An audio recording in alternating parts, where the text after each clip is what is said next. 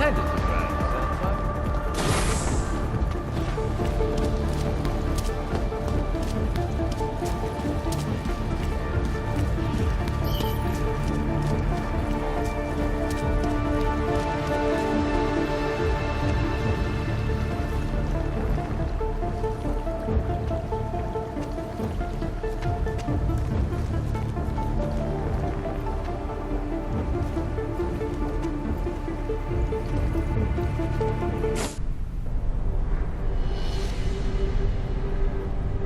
Why have you not come? Is your faith in hypotheticals truly that strong? Apparently not. You have made the right choice, brother. Why should so many die so loudly, when a far more subtle message can be sent? To achieve my mission, I only need Brown and his guests to die. And you, of course. Now show yourself!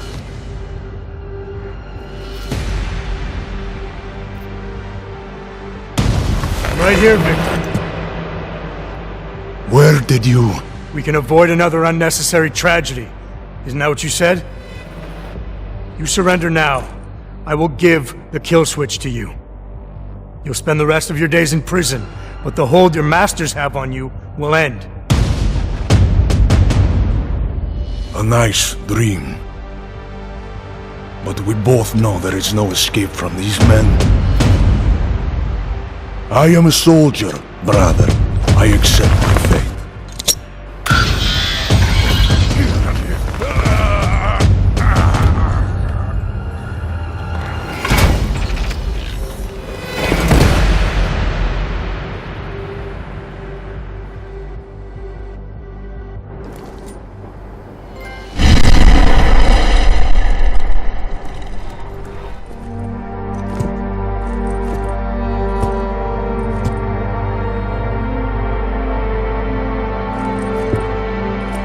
McCready, it's over.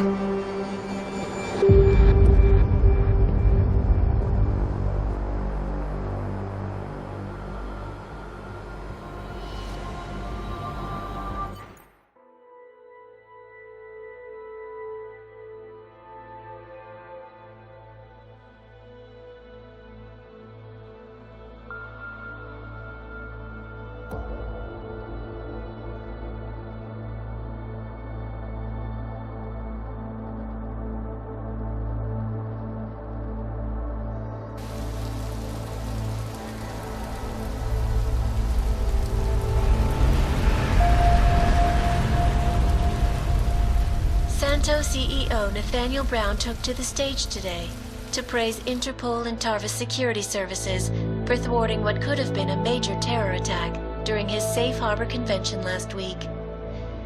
Interpol has confirmed that a group of radical terrorists linked to the Augmented Rights Coalition wired the residential towers surrounding Apex Center with enough explosives to destroy 2 city blocks.